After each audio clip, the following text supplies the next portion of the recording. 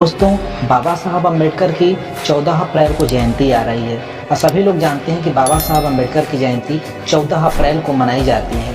तो दोस्तों, बाबा साहब अम्बेडकर की जयंती हर साल हम मनाते हैं, लेकिन कैसे मनाते हैं यह चीज़ समझना बहुत ज़रूरी है। कहीं हम गलत तरीके से तो बाबा साहब की जयंती नहीं मना रहे हैं। तो दोस्तों, आज की वीडियो में मैं यही लेकर के आप लोगों के बीच में आया हूँ। तो दोस्तों, बाबा साहब अम्बेडकर की जयंती हम लोग किस तरीके से मनाएं कि उनको एक सच्ची श्रद्धांजलि भी हो और उनका मिशन भी आगे बढ़े, उनका विचार भी आगे बढ़े। तो दोस्तों, इस वीडियो में आप लोग बने रहिए, वीडियो छोड़कर मत जाइएगा। जब वीडियो आप देखेंगे तो आपको सही जानकारी मिल जाएगी। तो दोस्तों, चलिए वीडियो शुरू करते हैं। दोस्तों, बाबा साहब अम्बेडकर कोई वस्तु नहीं है, कोई पत्थर की मूर्त नहीं है, सिर्फ उनको पूजने से काम चल जाएगा। बाबा साहब अम्बेडकर एक विचार है, उनको फैलाना पड़ेगा और फैलाने की जिम्मेदारी बाबा साहब के अनुयायियों की है, यानी हमारी है और आपकी है। दोस्तों, बाबा साहब अम्बेडकर ने SC, ST, OBC और पूरे बहुजन समाज के उद्धार के लिए भारत का संविधान लिखा है। और सबसे विडंबना तो ये है कि आज भी भारत के लोगों के पास, मूल निवासियों के पास 1% लोगों के पास भी संविधान नहीं पहुंच पाया है। तो दोस्तों, इस 14 अप्रैल हमको और आपको यह शपथ ले लेना है कि हमको भारत का संविधान अपने घरों में ला कर रख देना है। तो दोस्तों, भारत का संविधान मंगाने के लिए लिंक डिस्क्रिप्शन में मैं दिया हूँ, उससे जा कर के आप भारत का संविधान मंगा लीजिए। तो दोस्तों, बाबा साहब अम्बेडकर की जयंती हम 3 तरीक़ों से मना सकते हैं। सबसे पहला तरीका है परिवार के लोगों के साथ, और दूसरा तरीका है गांव और क्षेत्र में सामूहिक जो कार्यक्रम होता है, जो बाबा साहब अम्बेडकर की शोभा यात्रा निकाली जाती है या बड़े बड़े कार्यक्रम किए जाते हैं, उसमें शामिल होकर के हम मना सकते हैं। और तीसरा तरीका है कि हमारे जितने भी बहुजन महापुरुष हैं, उनके पर्यटक स्थल पर जा कर के वहाँ पर हम बाबा साहब अम्बेडकर की जयंती को मना सकते हैं।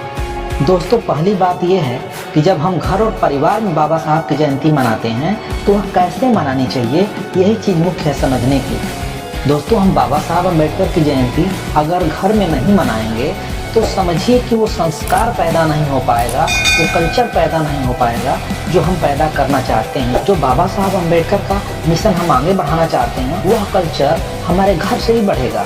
तो दोस्तों, सबसे पहले हमें बाबा साहब अम्बेडकर का संविधान रखना है, बाबा साहब अम्बेडकर की एक तस्वीर रखनी है, और साथ ही हमें तथागत बुद्ध की तस्वीर रखनी है। तथागत बुद्ध की तस्वीर हमको इसलिए रखनी है क्योंकि बाबा साहब जैसा विद्वान व्यक्ति, बाबा साहब जैसा महान व्यक्ति इतना शिक्षा लेने के बाद भी अगर तथागत बुद्ध की शरण में जाते हैं, तो हमें भी तथागत बुद्ध की शरण में जाना चाहिए और उनकी तस्वीर को अपने साथ रखना चाहिए।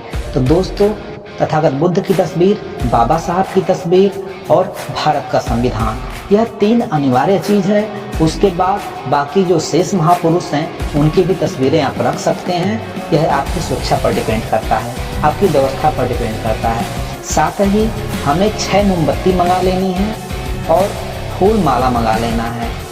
साथ ही अगर घर पे व्यवस्था हो तो बौद्ध रीति रिवाज के हिसाब से हम खीर दान करते हैं। हम उस दिन खीर बना करके अपने परिवार के लोगों को प्रसाद के रूप में, या जो भी उसको मान लीजिए, आस्था मान लीजिए, हम पूरे परिवार को खीर का सेवन करा सकते हैं। दोस्तों, सभी महापुरुषों की तस्वीर रखने के बाद जो कैंडल होगी, उन कैंडलों में से 5 कैंडल को हमको सामने रख लेना है और 6वीं मोमबत्ती से सभी कैंडलों को, यानी 5 कैंडलों को जला लेना है। जलाने के बाद अगर आपको तथागत बुद्ध का वंदना याद है, पंचशील और तीसरण याद है, तो आप उसको पढ़ सकते हैं। अगर नहीं याद है तो मोबाइल में सर्च करके हम पंचशील और तीसरण को पढ़ सकते हैं। पढ़ करके हम तथागत बुद्ध को, बाबा साहब को नमन, वंदन, अभिनंदन कर सकते हैं। साथ ही भारतीय संविधान के बारे में अपने परिवार के लोगों को जब हम बताएंगे तो हमारा परिवार उससे जागरूक होगा। और दूसरा तरीका है गांव की शोभा यात्रा, और जो हमारा कार्यक्रम, सामाजिक कार्यक्रम होता है, उन कार्यक्रमों में शामिल होकर के। दोस्तों, जब सामूहिक कार्यक्रम होता है तो उस कार्यक्रम में खर्च आता है, और खर्च के लिए हमको और आपको सहयोग करना होता है।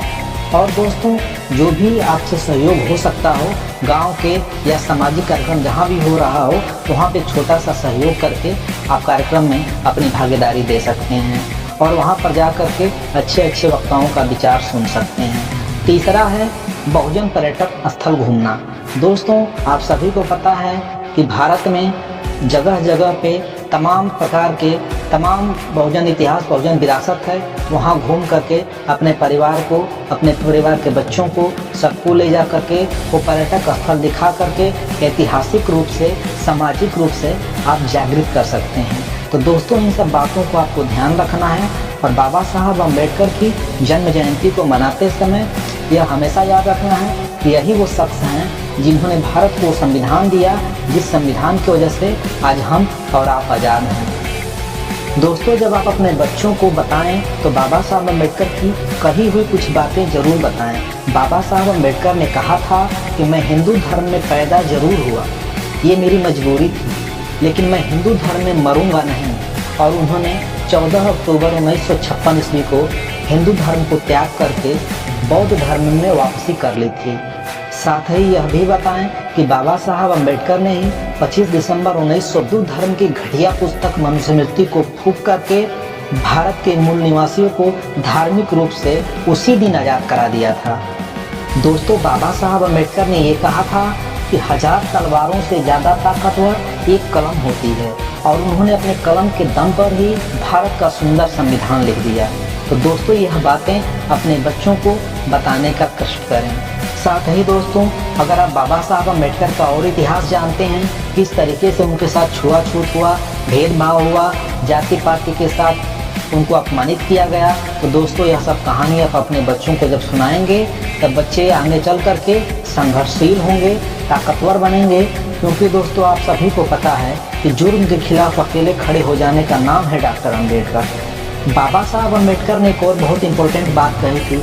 उन्होंने कहा था कि सुबह जब आप जागते हैं तो 2 घंटियाँ बजती हैं। एक घंटी बजती है विद्यालय में और दूसरी घंटी बजती है मंदिर में। अगर आप मंदिर में जाएंगे तो आप भिखारी बनकर पैदा होंगे, लेकिन अगर आप विद्यालय में जाएंगे तो आप अधिकारी बनकर निकलेंगे। तो दोस्तों, यह आपको तय करना है कि आपको मंदिर की घंटी बजानी है कि विद्यालय की घंटी बजानी है।